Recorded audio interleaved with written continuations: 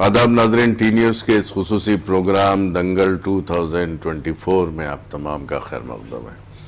आज हम आपकी मुलाकात कराने जा रहे हैं हैदराबाद की नहीं बल्कि रियासत की जाने मानी हस्ती टी पद्माराव साहब से, जो बीआरएस पार्टी के उम्मीदवार हैं सिकंदराबाद लोकसभा हलके से।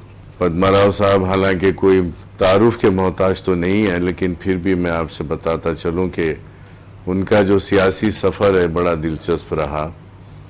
पहले वो मोंडा मार्केट के कारपोरेटर बने 2 बार, उसके बाद सिकंदराबाद से 4 मरतबा एमएलए चुने गए टीआरएस से और बीआरएस से, और अब पहली मरतबा सिकंदराबाद की तारीख बदलने जा रहे हैं। वाकई मैं इस बात पर जोर देते हुए फिर एक बार कहना चाहूँगा कि आप जो है सिकंदराबाद लोकसभा हलके की तारीख बदलने जा रहे हैं, यानी कि पहली मरतबा सिकंदराबाद लोकसभा हलके से बीआरएस पार्टी का मेंबर ऑफ पार्लियामेंट चुना जाने वाला है। तो नाज़रीन, आपकी तरफ से, टी न्यूज़ की तरफ से पद्माराव साहब का इस प्रोग्राम में खैर मक़दम है। पद्माराव साहब, आपका खैर मक़दम है हमारे इस प्रोग्राम में। इससे पहले भी हमारी आपसे मुलाकात हुई थी, आपके जो ईदगाह में आपने जो है इंटरव्यू दिया था हमें। ईदगाह बहुत ही शानदार, एक मिसाली ईदगाह है सिकंदराबाद के आपके हलके में। तो उसमें जो है आपने सारी ईदगाह में फ़र्श कराया था और लाइटिंग कराई थी, और मुझे याद है कि वहाँ का जो ख़बरस्तान है उसको भी बड़ा ज़बरदस्त आप मेंटेन करते हैं। तो कारपोरेटर, उसके बाद एमएलए, उसके बाद एमपी, कैसा लग रहा है आपको?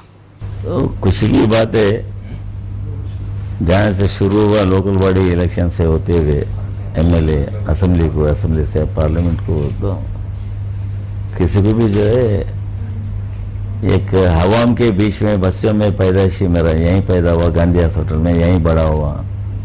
तो यहाँ से जो है सफ़र करते करते यहाँ तक आके यहाँ से आगे जाने की कोशिश में है। उम्मीद है हमारे को डेफिनेटली पार्लियामेंट से जीतेंगे, हम पार्लियामेंट तक पहुँचेंगे। सब लोग जब एमएलए बनते हैं तो एमएलए क्वार्टर में चले आते हैं, मिनिस्टर बनते हैं तो मिनिस्टर क्वार्टर में चले आते, डिप्टी स्पीकर भी आप रहे, तो आपने कोई क्वार्टर अब तक लिया नहीं। और मोंडा मार्केट में पहले से जो मकान था आपका, मोंडा मार्केट में आज भी उसी मकान में रहते हैं, कभी भी आपने गवर्नमेंट के क्वार्टर्स कबूल नहीं किए। ये स्टार्टिंग से एंडिंग तक यहाँ पर रहता, जहाँ हम पैदा हुए, ये बस्ती के माहौल में पैदा हुए, शुरू यहीं से हुए, आखिरी सफ़र भी यहीं से होना बोल के रहता हमारे को जी। तो क्वार्टर ऐसा है, जितने दिन पावर में रहते हैं क्वार्टर में शिफ्ट होते रहते, पावर ख़त्म होते क्या रहता है, 5 साल रहता, वहाँ से फिर वापस अपने मकाम पे ही आना पड़ता है। ये आना जाना कहीं को यहाँ के महल्ले के लोगों के साथ जो है अच्छा हंसी खुशी जो है ज़िंदगी का सफ़र चलते रहा, तो मज़ा अलग ही रहता। तो आप जो है, मैंने देखा थोड़ा, मैं यहाँ पे थोड़ा दौरा किया था आपके पास आने से पहले, आप मुसलमानों के फेवरेट बने हैं, इसकी वजह क्या है? ऐसा कोई खास मुसलमानों के फेवरेट बोल के नहीं, जो भी एमएलए रहे तो ज़्यादा सर ये कम्युनिटी के उसमें फेवर में ऐसा बोल के देखते रहते हैं। हम भी पॉलिटिक्स में तकरीबन 40 साल से हल्के में हर किस्म के लोग रहते हैं, हिंदू रहते हैं, मुसलमान रहते हैं, क्रिश्चियंस रहते हैं, सिख रहते हैं, ये सबको मिला के चलने वाला, मिला के चलाने वाला ही लीडर बनता, तो उस पर ज़्यादा जोर देते रहते। हमारा पद्माराव साहब की जितनी भी तारीफ़ करे कमी है, लिहाजा हर चीज़ उन्होंने वादा करे बिल्कुल निभाए, और शबे बारात में भी जो ख़बरस्तान साफ़ सफ़ैयत कराए बिल्कुल एकदम नीट कराए, और इंशाल्लाह ईदगाह में भी परसों रमज़ान में भी जो चुन्ना दलाए, पेंटिंग कराए, पूरा काम कराए, इसका बहुत बहुत शुक्र अदा करते हैं हम। और एक चीज़ क्या वादा भी करे है, ख़बरस्तान में भी जो पत्थर पुड़ा के इंशाल्लाह 500 ख़बरों की जगह बनाएंगे बोल के बोले थे, इंशाल्लाह वो भी करेंगे। और सामने जो स्लैब है ख़बरस्तान में इंटर होते, जो बारिश में मैयत लाए तो भीग जाने की वजह रहती, लोग भी भीग जाते, वो भी कराता हूँ बोले। इंशाल्लाह अगर आ भी गए तो बिल्कुल करेंगे, हमको उम्मीद है, क्योंकि अब तक जो भी वादा करे है, जो फ्लोरिंग कराए है और झाड़ा लगाए और फेंसिंग जो कराए है, करते हुए करेंगे भी आइंदा।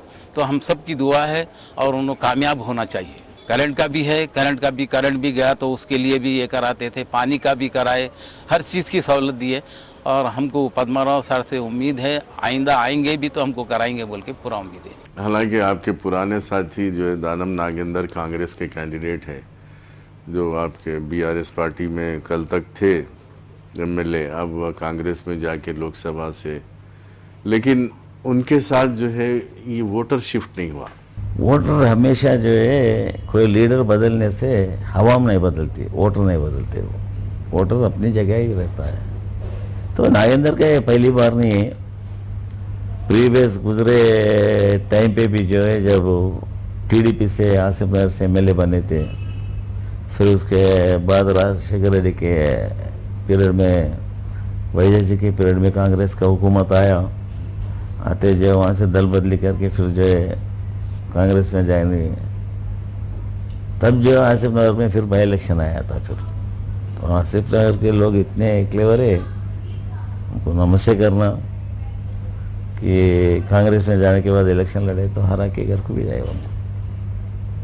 तो हालांकि अभी भी एक महीने 1.5 महीने के नीचे तक बीआरएस पार्टी में ही थे उन्होंने, हमारे निशान से ही, कार के निशान से ही बीआरएस पार्टी के नाम से जो एमएलए चुनाव लड़े और जीते। फिर जैसा कि फिर यहाँ पर दोबारा कांग्रेस की हुकूमत आई, फिर जो है बिहार में से जो है फिर उसमें जंप हुए लोग हैं। ये पूरा गौर कर रहे हैं। हैदराबाद की पब्लिक उतना नादान पब्लिक नहीं है। हिंदुस्तान से हर स्टेट से हर मज़हब के लोग यहाँ हैदराबाद में आते रहते हैं, यहाँ बस जाते हैं। कोई जीने के सहारे आते हैं, जीने के बाद में जो है यहीं पर सेटल हो जाते हैं। उनके फैमिलीज़ को बुलाते हैं। यहाँ का माहौल, तौर तरीके, खाने पीने के, ये पूरे जो पसंद आके जो हैदराबाद में आता है वो नहीं जाता है। तो हैदराबाद की पब्लिक अच्छा अवेयरनेस है, पब्लिक को, हवाम को अच्छा अवेयरनेस है। तो जानते कौन कमिटमेंट पे रहने के लीडर है, ये सब गौर करते रहते हैं। टीआरएस पार्टी जब पैदाइशी के साथ जब मैं टीआरएस में हूँ तो स्टिल अभी तक जो है वही पार्टी में हूँ। एमएलए बना, मिनिस्टर बना, डिप्टी स्पीकर बना। अभी एक एक स्टेप बढ़ते बढ़ते अभी साहब बोले पार्लियामेंट को इलेक्शन लड़ाओ, ठीक है इलेक्शन लड़े। पद्माराव साहब ऐसी शख्सियत है, उनको आंख बंद करके उनके ऊपर भरोसा कर सकते, उनको अपना वोट और अपनी अमानत दे सकते। मैं इस वजह से ये बात कह रहा हूँ कि उनसे आधी रात को भी कुछ भी काम है तो अपन जाके ले सकते, और अपना कुछ भी मसला है तो भी उनका कुछ भी जाके सुनाए तो उस मसले को हल कर सकते।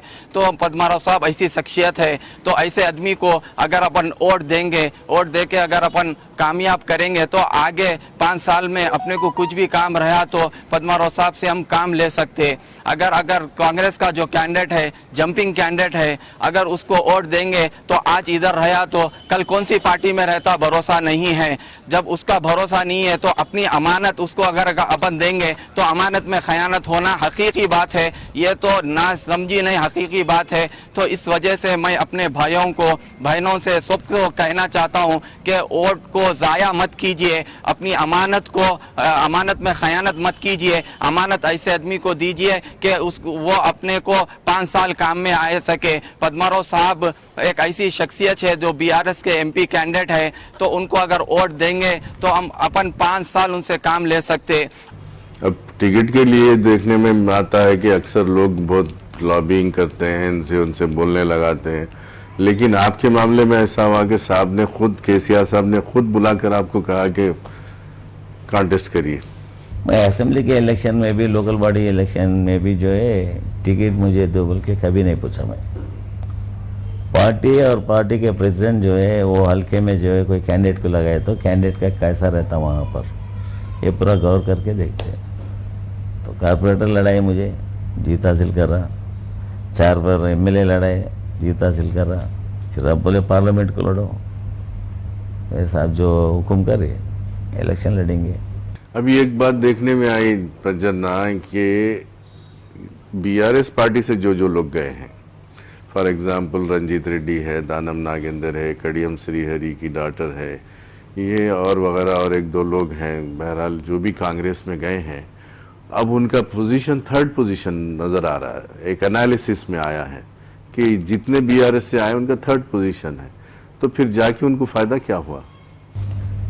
अब वो खुदगर्जी से खुद रहते हुए क्या बेनिफिट्स होते बोल के गए या पता नहीं।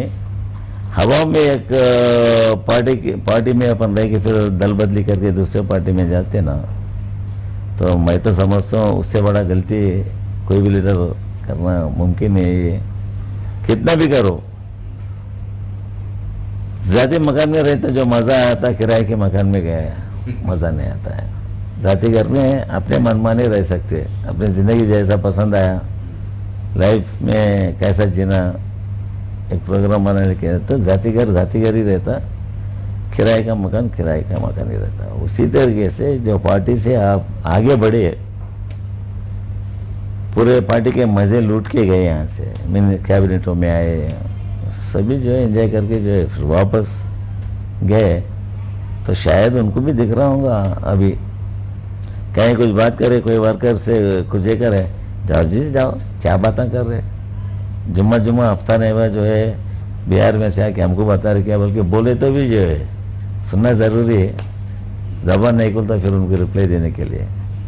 ऐसा खुद का मकाम ही रहता, जैसे किराए के घर में गए तो कैसा रहता, दल बदली करे तो ऐसे रहता। पद्मा साहब एक ऐसी शख्सियत है जो हिंदू और मुस्लिम में फ़र्क नहीं देखते, उनके पास ये चीज़ की फीलिंग नहीं है।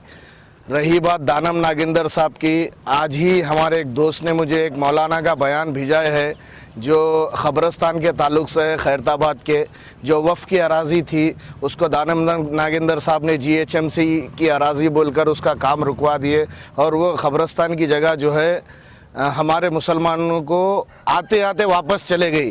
तो आप लोगों से गुजारिश है, जानिए, आदमी को देखिए। कुछ हमारे भाई बोल रहे भाई कैंडिडेट को देख के वोट मत डालिए, पार्टी को देख के वोट डालिए। मेरे भाई ऐसा नहीं है, पार्टी सेंट्रल में रहेंगी, काम करने वाला यहाँ हमारे लिए कैंडिडेट है। और बात करेंगे पद्मा साहब की, तो पद्मा साहब एक ऐसे कैंडिडेट है जो हमेशा हम मुसलमानों के हमदर्द आदमी रहे हैं। अब आप क्या आवाम को क्या एश्योरेंस दे रहे हैं? वहाँ पे तो गारंटियों का सिलसिला है, हमारे पास तो गारंटियों का सिस्टम नहीं है, काम करने का सिस्टम है। इलेक्शन में आने के टाइम पे कांग्रेस जो है 6 गारंटियाँ, उसमें एक गारंटी में फिर और अलग अलग है, उसमें एक 10, 12, 15 ऐसा है। वो टोटल हिसाब करें तो 70-80 है पूरे उसमें। तो हवाम को जो है एक फ्री बस लेडीज़ के लिए लगा है। अब वो भी अभी हैदराबाद सिटीज़न ही हैं आप पैदाइशी हैं क्या, यहाँ आप भी देख रहे होंगे। तो लेडीज़ को झगड़े पंचायत वो बसों में, और माहौल भी थोड़ा बिगड़ रहा, मतलब थोड़ा फ्री बोले तक जो है वहाँ जाना यहाँ जाना, घर के तरफ जो है थोड़ा ज़्यादा नज़र नहीं रह रहा। अभी एक 20-25 जने मिले तो चलो यादी रोटी को जाएंगे, चलो वहाँ जाएंगे, जहांगीरपुर दरगाह जाएंगे, वहाँ जाएंगे हो रहा। लेकिन उससे आने का खाने को नहीं आता, पीने को नहीं आता, कपड़े को नहीं आता, मकाम को नहीं आता। 6 दिन ऐसा रहता, इंट्रोडक्शन स्कीम जो है ऐसे रहते हैं, उसके बाद में जो है वापस करना पड़ जाता। फिर बहुत सारे स्कीमें इंट्रोड्यूस करे तो हवा में हम भी एक है, तो पूछ रहे तो जो है नहीं पूरे झूठे बात आए। पेंशन 4,000-3,000 देते, बोले वही 2,000 आ रहे KCR साहब, जो पहले दे रहे थे वही आ रहे। जनवरी का भी नहीं दिए गए, अभी एक महीने का पेंशन डूब गया, बोले वही जनवरी का डूब गया। लोगों को पूछे था हमारा 1 महीने का पेंशन गया है, दिए नहीं। पहले जो है टेंशन फर्स्ट के दिन जो है हमारे अकाउंटों में जो है पेंशन के पैसे गिर जाते थे, इस बार पैसा नहीं वाला बोल। तो KCR साहब के जितने साल 10 साल हुकूमत चलाए, सभी मज़हबों को लेते हुए चलाए। जैसा क्रिसमस ईद आता तो क्रिश्चियन भाइयों को जो है क्रिसमस के गिफ्टा मिलते थे, कोई गरीब हवाओं भी रहते, हर मज़हब में रहते, तो नए कपड़े सिला नहीं सके, ईद खुशी के साथ मना नहीं सके, तो वैसों के लिए जो है क्रिसमस गिफ्ट बोल के कपड़े मिलते थे। जैसा अपना रमज़ान आता था रमज़ान आए तो भी गरीब मुसलमानों को जो है अगर से नए कपड़े सिला नहीं सके, माहौल ठीक नहीं है उनका, फाइनेंशियल का मामला ठीक नहीं है, तो रमज़ान के गिफ्टा मिलते थे।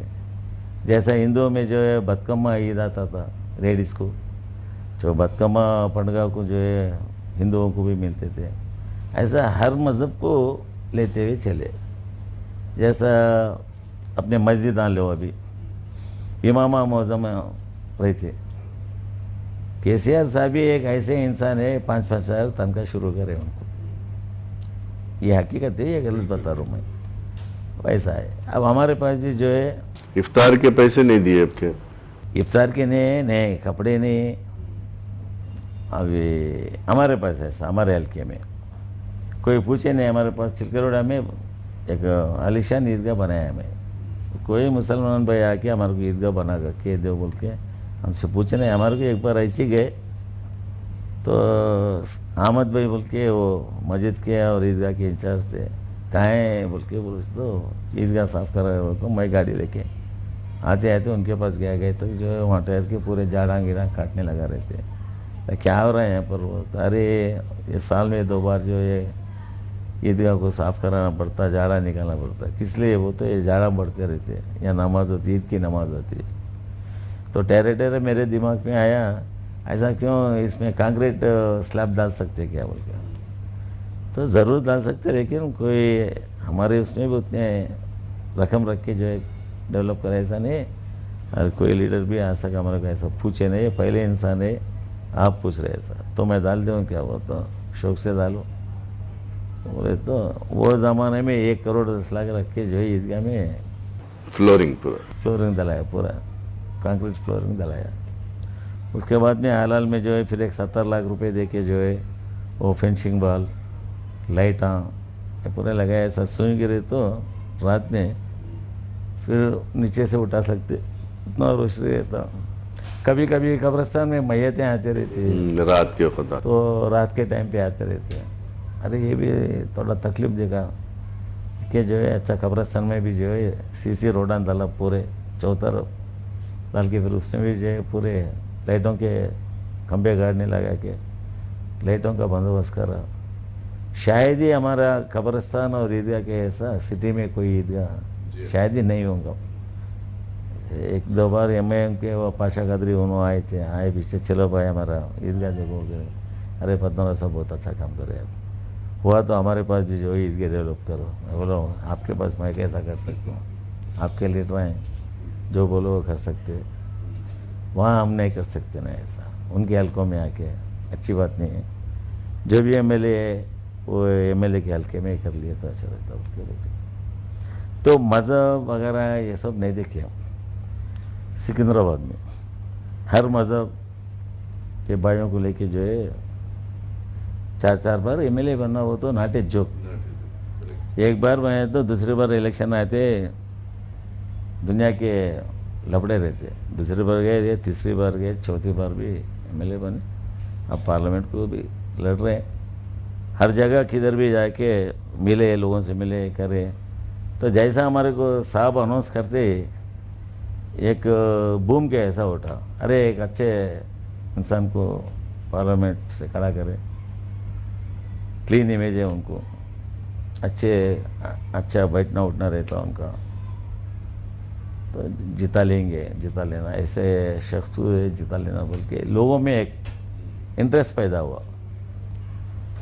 तो जहाँ भी अभी इलेक्शन के कैंपेन चल रहे, जैसा जुबली हिल्स है, सनत नगर है, हमारा सिकंदराबाद है, मुशीराबाद है, अंबरपेट है, अपना नामपल्ली है, ऐसा किधर भी गए तो जो है लोगों पूरे जो खैरताबाद भी इसी में आता, तो साथ देंगे बोल रहे।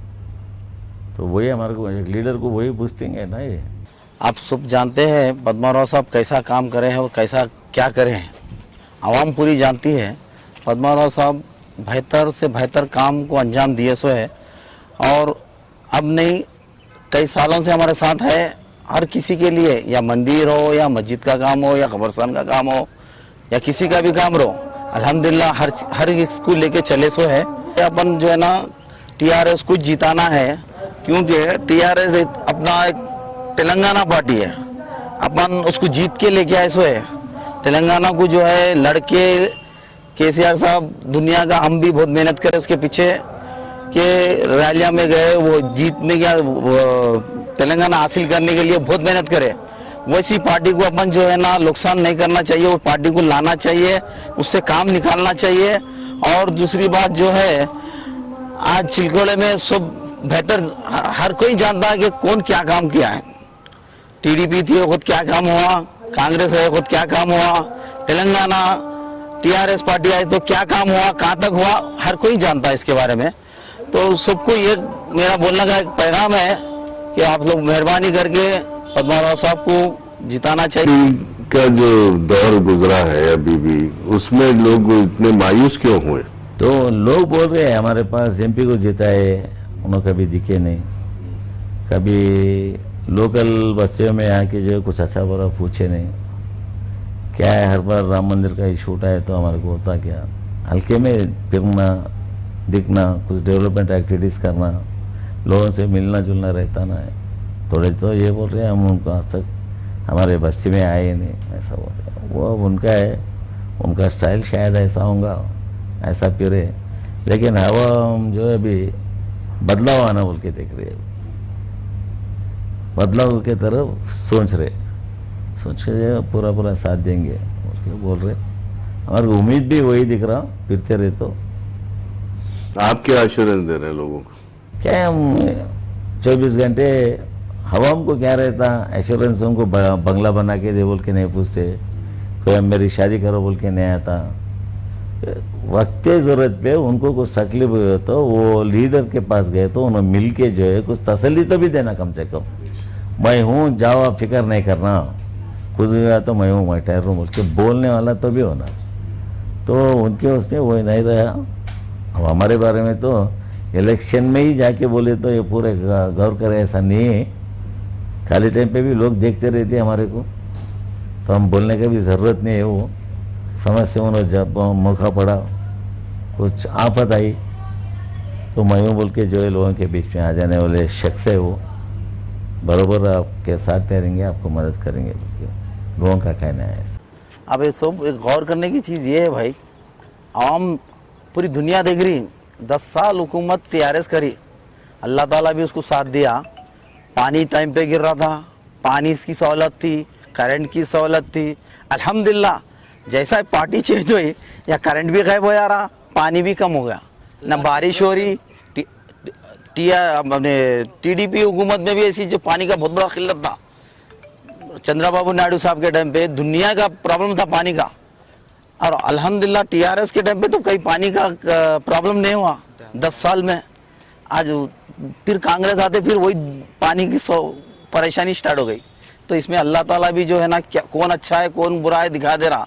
तो इसमें इंसान सोचना चाहिए दिमाग से, हम क्या कर रहे हैं क्या नहीं कर रहे हैं। तो कर रहे तो अल्लाह जिसको साथ दे रहा, अपन भी उसको साथ देना, उसको वोट डालना। अभी जो केसीआर साहब के जो स्कीम्स थे जो अभी नहीं चल रहे, इसका जिम्मेदार कौन है? हालांकि गवर्नमेंट के ऑफिसर्स वही है, सेक्रेटरीट वही है, एम्प्लॉइज वही है। हुकूमत बदले जाओ, जो हुकूमत वो स्टेट में हुकूमत करती तो हुकूमत का जिम्मेदारी है, उनका ही जिम्मेदारी रहता ना। अब जो टीआरएस का गवर्नमेंट था, ये सारे स्कीमें इम्प्लीमेंट कर रहे हैं। मैं तो जाके शादी मुबारक, ये कल्याण लक्ष्मी, ये चेका पूरे, सीएम रिलीफ फंड, कभी हमारे हल्के में जाके पूछो, मैं बोलना नहीं, घरों को जाके देके आता था चेक्स में। कोई हमारे ऑफिस को जाना नहीं, कोई एमएलए के ऑफिस को भी आना नहीं, मैं खुद चेकाते जो है आपके घर पे पहुंचाऊंगा बोल के। ऐसा एक दिन जो है 100, 100, 150, कभी 200 बेनिफिशियरीज के चेक आती।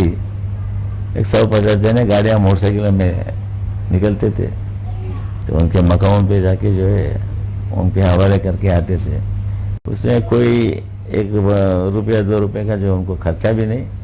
हालांकि यहाँ तक हमारे ऑफिस तक भी आने की ज़रूरत नहीं रहता था, हम खुद उनके मकाम पे पहुँचते थे। तो लोग खुश थे, और कभी भी आए तो जो काम पड़े तो एमएलए रहता, एमएलए का अच्छा खासा ऑफिस रहता, उसमें पीए पीएस पूरे सिस्टम रहता हमारे पास ऑफिस में, सीतापुर मंडी में।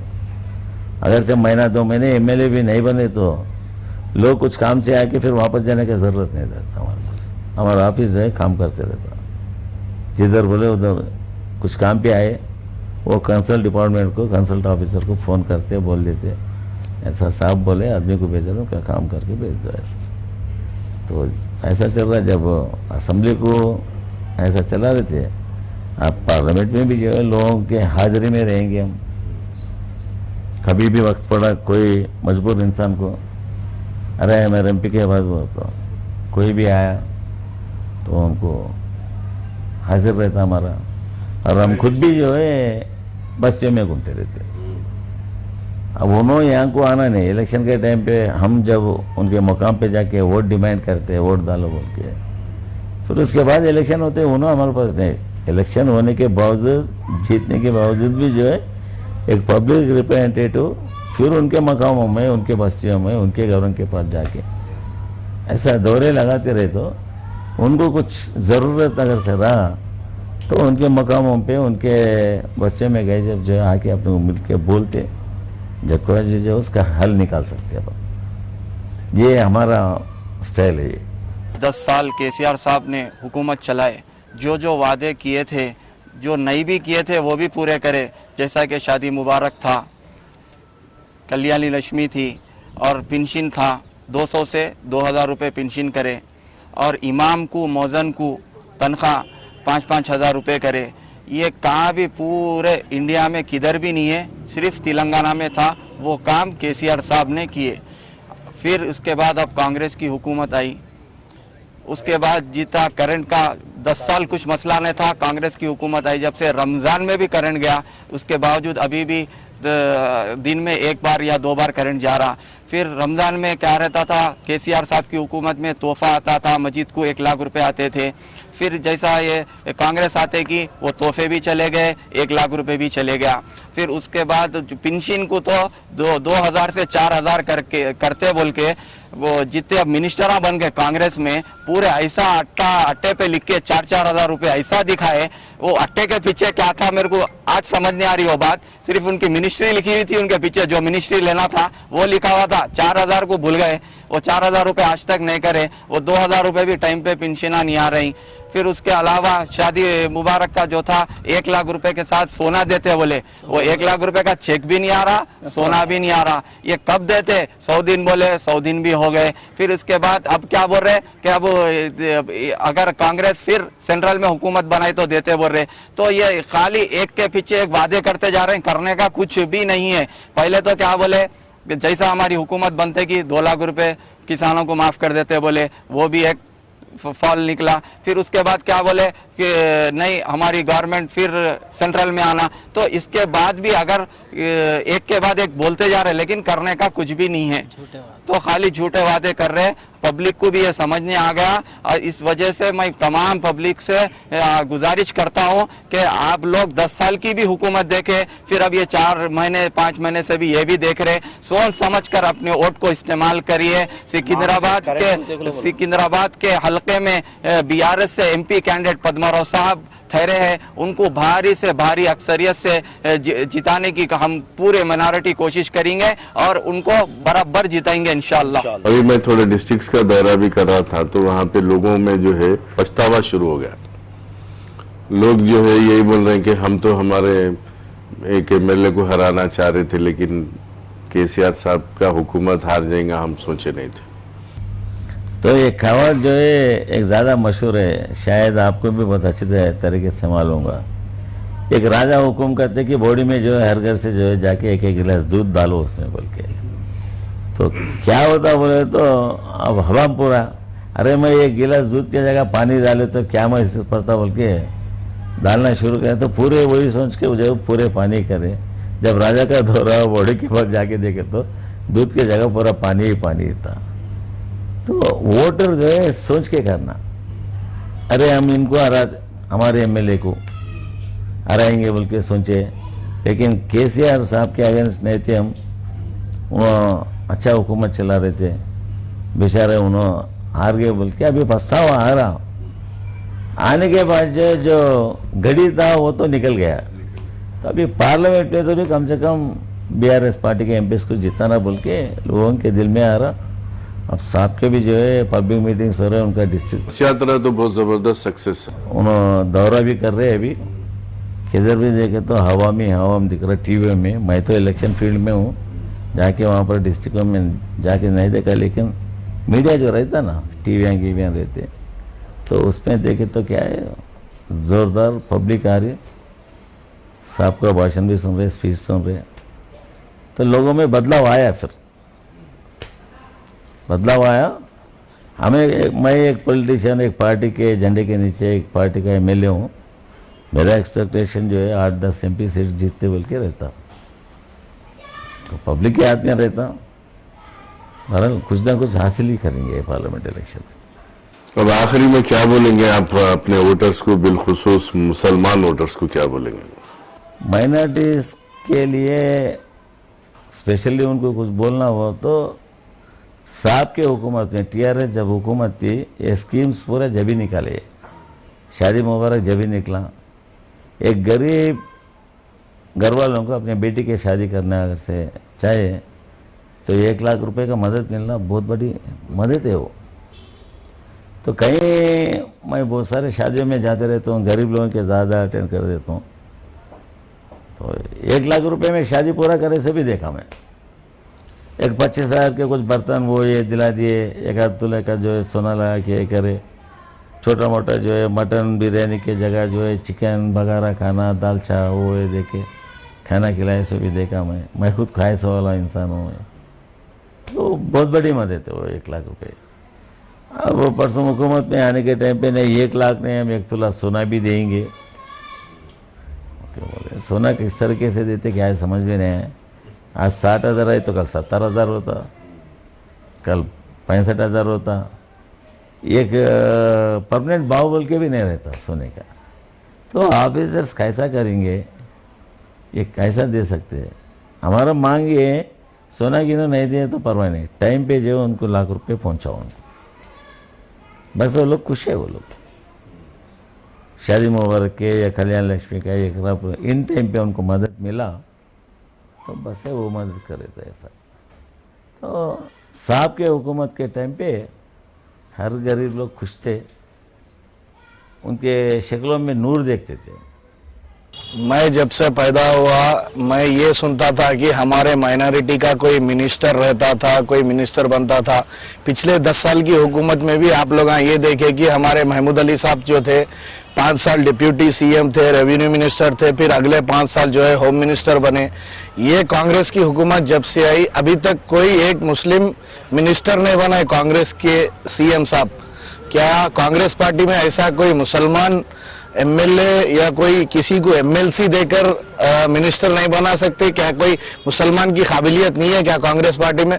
और जब से कांग्रेस पार्टी इख्तियार में आई पानी की तो इतनी किल्लत हो गई, पानी बहुत मुश्किलों से आ रहा और करंट भी बार बार निकाल रहे। 10 साल कहाँ पर गुजर गए टीआरएस की हुकूमत में, हमारे को ये मालूम नहीं चला। अभी एक मुसलमान मंत्री भी दिखे, मैं जाके उनको चेक देता था, गरीब मुसलमान भाई के घर में जाके, मैं उनके घर में जाके उनके दहलीज पे जाके 1 लाख रुपए का चेक दिए तो उनके शक्ल के ऊपर नूर देखता था मैं, खुश रहते थे। क्या साहब चेक आ गया कि आप घर पे लाके दिए, केसीआर साहब बहुत साल जिए, उनको अल्लाह अच्छा रखो, ऐसे दुआएं मिलते थे, दुआ में रखते थे, दुआओं में रखते थे साहब को। साहब के तरफ से जो पैगाम लेके जो एमएलए उनके मकामों पे गए तो साहब के साथ हमारे भी साहब पे हाथ लगा के बड़े लोग जो है खुश रहो और क्या बोलते थे ऐसा। तो वो चीज़ अभी नहीं दिख रहा, अभी पैसा है अभी। और एक वजीर भी नहीं है ना, मुसलमान मंत्री भी नहीं है। अब आपको दिख रहा ही है, अभी चेक खा लिए, क्या है कि आगे क्या करते क्या है पता नहीं, लेकिन फिलोकत तो नहीं है। सूरज तेरा चढ़ता ढलता गर्दिश में करते हैं तारे, दंगल दंगल दंगल दंगल। तो नाज़रीन, अब हम सिकंदराबाद पार्लिमानी हलके में हैं और ये चिलकलगुड़ा इलाका है जो सिकंदराबाद के पार्लिमानी हलके में आता है। और हम जिस मुकाम पर बैठे हैं वो यहाँ की ईदगाह है। और इस ईदगाह की ख़ास वजह ये है जो इस किस्म से यहाँ पर मेंटेन हो रही है या जिस तरह से ईदगाह यहाँ पर बनाई गई है उसकी मिसाल नहीं मिलती। लोग यहाँ पर आते हैं दूर दूर से ईदगाह को देखने के लिए। कहा जाता है कि तेलंगाना रियासत में ये पहली या दूसरी ईदगाह होगी जहाँ पर इतना अच्छा इंतज़ाम होता है, जहाँ पर सीमेंट फ्लोरिंग है, कंपाउंड वाल वगैरह है, बहुत अच्छा मेंटेनेंस होता है, जिसकी अच्छी एक कमेटी भी है। तो आज हमारे साथ साबिक़ा सदर असदुल्ला साहब मौजूद हैं इस कमेटी के, ईदगाह कमेटी के, और इस कमेटी के साबिक़ा सदर साहब से मालूम करेंगे कि इस ईदगाह को इस तरह डेवलप करने में किसका हाथ है। हमारे यहाँ के जो सिकंदराबाद एमएलए है श्री टी पद्माराव साहब, वही इस बार एमपी के लिए भी इंतखाबात में खड़े हुए हैं, तो ये इलाका उन्हीं के अंडर में आता है। 2008 में 2008 में जब एमएलए थे साहब टी पद्माराव साहब, यहाँ के जो अब फिलवक्त जो सीसी रोड है पहले पूरा मिट्टी की रहती थी और इसमें काफ़ी मुश्किलात होती ईद की नमाज के लिए, तो वो खुद अपने तरफ से उस वक्त की जो कमेटी थी जनाब रज़ाक साहब की, उनसे मिलकर अपनी खुद ही से जो है ना इसको सीसी रोड डालने की पेशकश रखे और इमीडिएट उस पर एक्शन लेते हुए इमीडिएट उस वक्त के हिसाब से 60 to 70 लाख रुपीस खर्चा करके पूरा ईदगाह को सीसी रोड से मुकम्मिल करें। उसके बाद जो है ना 2014 के बाद जब साहब फिर से इलेक्शन में जीते और 2017 में हमारी जब कमेटी आई थी चिलगोड़ा जामिया मस्जिद, अहले सुन्नत जमात, ईदगाह और खबरस्तान की, ये पूरे चिलगोड़ा जामिया मस्जिद के अंडर में आते हैं। तो अपनी खुदी से जब उनके पास हम पेशकश किए गए तो सीसी रोड की तो ऑलरेडी ये गिरी हुई थी।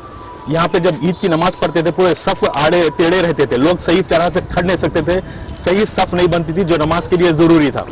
तो हम लोग एक रिप्रेजेंटेशन देने पर जैसा आप देख सकते हैं पूरा थर्मोस्टेट पेंटिंग से यहाँ पे सफ़ की एक पाबंदी की गई। अब लोग को टेढ़ा खड़ने की जरूरत नहीं, पूरे एकदम एक साथ सफ में खड़े रहते। बाउंड्री वॉल तो उठी भी थी, लेकिन इसके ऊपर जो है ना साहब टी पद्माराव साहब 2017 में जो है ना पूरा आयरन मेश से पूरे जाली करके पूरा फेंसिंग किए पूरे ईदगाह को। अब ये पूरी तरह से मुकम्मल तरीके से सेफ है, यहाँ पे ना कोई कुछ कूद के आ सकता है ना कुछ गलत हरकत हो सकती है। इसके अलावा मगरिब और इशा में अगर कोई मैयत आती है तदफीन होने के बाद 40 कदम के फातिहा यहाँ ईदगाह में होते हैं।